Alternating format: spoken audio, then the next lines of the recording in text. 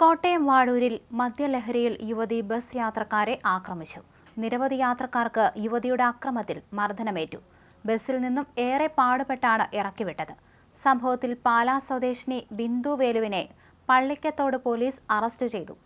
ചൊവ്വാഴ്ച വൈകുന്നേരം 5 മണിയോടെയാണ് സംഭവം. ചങ്ങനാശ്ശേരിയിൽ നിന്നും പൊൻകുന്നത്തേക്ക് പോകുകയായിരുന്ന സ്വകാര്യ ബസ്സിനുള്ളിലാണ് മദ്യപിച്ച് ലക്കുകെട്ട ബിന്ദു വേലു അക്രമം അഴിച്ചുവിട്ടത്. ബസ്സിനുള്ളിൽ വെച്ച് സ്ത്രീകളെ അസഭ്യം പറഞ്ഞു. പ്രതികരിച്ചവർക്ക് നേർക്ക് കയ്യാങ്കളിയും ഉണ്ടായി. ബസ് 14 മൈൽ എത്തിയപ്പോഴേക്കും ബിന്ദുവിനെ ബലമായി ഇറക്കിവിട്ടു. ഇതിനിടയിൽ ഒരു യാത്രക്കാരിയെ മുടിയിൽ ചുറ്റിപ്പിടിച്ച് കറക്കി താഴെയിട്ടു. ഇതോടെ നാട്ടുകാർ ഇടപെട്ടു. ഏറെ പണിപ്പെട്ട യാത്രക്കാരിയെ നാട്ടുകാർ രക്ഷിച്ച് ബസ്സിലേക്ക് കയറ്റി. എന്നാൽ ബിന്ദു വീണ്ടും ബസ്സിനുള്ളിലേക്ക് കയറി. സീറ്റിൽ ഇരിക്കുകയായിരുന്ന മറ്റൊരു യാത്രക്കാരിയെയും മർദ്ദിച്ചു.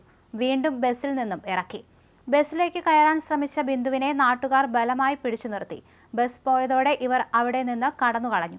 നാട്ടുകാർ വിവരമറിയിച്ചതിനെ തുടർന്ന് പള്ളിക്കത്തോട് പോലീസ് സ്റ്റേഷനിൽ നിന്നും SI ജോബിയുടെ നേതൃത്വത്തിൽ പോലീസ് സംഘം സ്ഥലത്തെത്തി.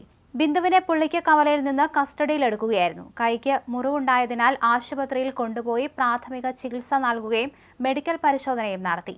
പരിശോധനയിൽ മദ്യപിച്ചതായി തെളിഞ്ഞു. ഇതോടെ പോലീസ് ബിന്ദുവിനെതിരെ സ്വമേധയാ കേസെടുത്തു.